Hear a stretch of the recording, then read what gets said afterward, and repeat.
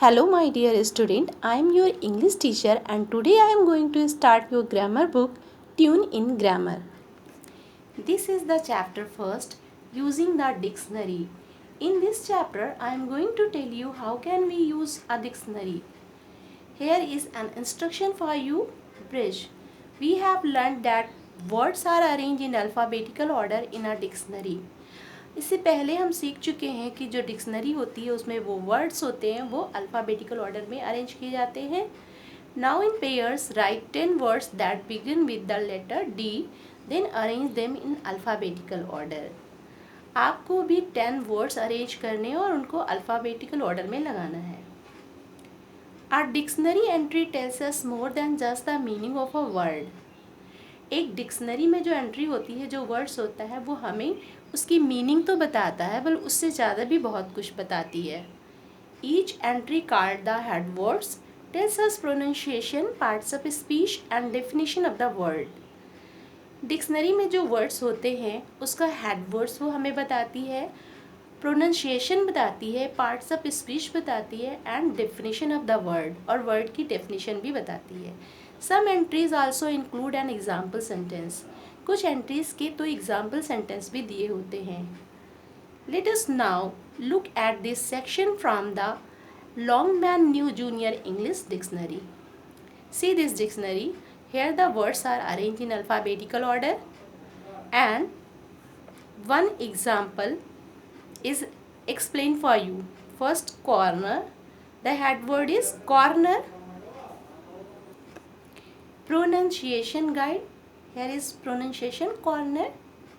Parts of speech, noun. And definition, the place where two lines, walls, street, etc. meet each other. This is the meaning also and definition, कि वो स्थान जहाँ पर दो line, दो दीवारें और दो सड़कें या गलियाँ आकर मिलती हैं और जो कॉर्नर बनता है उसे कॉर्नर कहते हैं. Let's see the example sentence. The table stood in the corner of the room. Table जो है वो कॉर्नर, रूम के कॉर्नर में है. तो यहाँ पर जो कॉर्नर वो कौन बनाएगा? जब दो वॉल्स रूम में आके मिलती हैं तो कॉर्नर बनता है. His house is on the corner of the school road and green street. उसका घर ग्रीन स्ट्रीट और स्कूल की रोड के कॉर्नर पर है, यानी कि यहाँ पर दो रोड्स आकर मिल रही हैं, दो सड़कें मिल रही हैं. तो this is the explanation of a dictionary. Let's see the exercises of the chapter. The first is work in pairs. Use a dictionary to write the name of the people, place, animal and things. इसमें आपको dictionary के according people, places, animal और things के name लिखने हैं according to these letters in 3 columns. First I have done for you. According to B, the name is Bob, place Bombay, animal baboon, thing book, and rest 2 you have to fill with yourself. According to M, you have to fill name, place, animal and things, and according to K, you have to fill name, place, animal and thing. Let's see the next exercise. With the help of a dictionary, underline the correct spelling. In this exercise, here is 2 words in 1 number. You have to find out the correct spelling and underline it. First, eclipse, eclipse. The one eclipse is correct and second is wrong. Laundry, laundry. The first laundry is wrong and the second one is correct. LAUNDRY, laundry की spelling correct होती है. Athlete and athletes. This one is right. Whisper and whisper. This whisper is correct. Teammate and teammate. Teammate word is correct. This spelling is right. तो आपको इसी तरह से इधर की 5 जो वर्ड्स हैं इनको भी फाइंड आउट करना है कि which spelling is correct and which one is wrong. Correct को आपको अंडरलाइन करना है. See the practice exercises. First, find the meaning of these words and the parts of speech they are using a dictionary. आपको given जो words हैं इनकी meaning भी ढूंढनी है और इनकी पार्ट्स ऑफ स्पीच भी बतानी है जैसा कि डिक्शनरी में होता है. तो some I have done for you.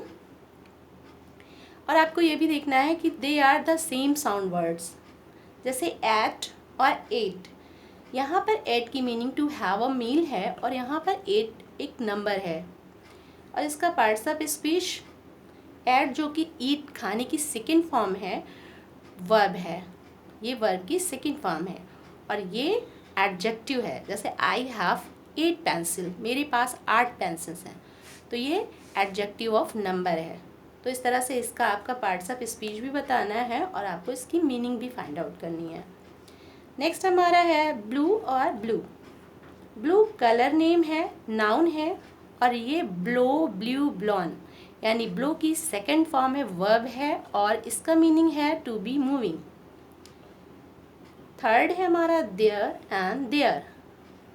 तो देयर प्रोनाउंस है और इसकी मीनिंग है बिलोंगिंग टू देम, और यहाँ पर भी देयर प्रोनाउन है और इसका मीनिंग है in eight, use as a subject B.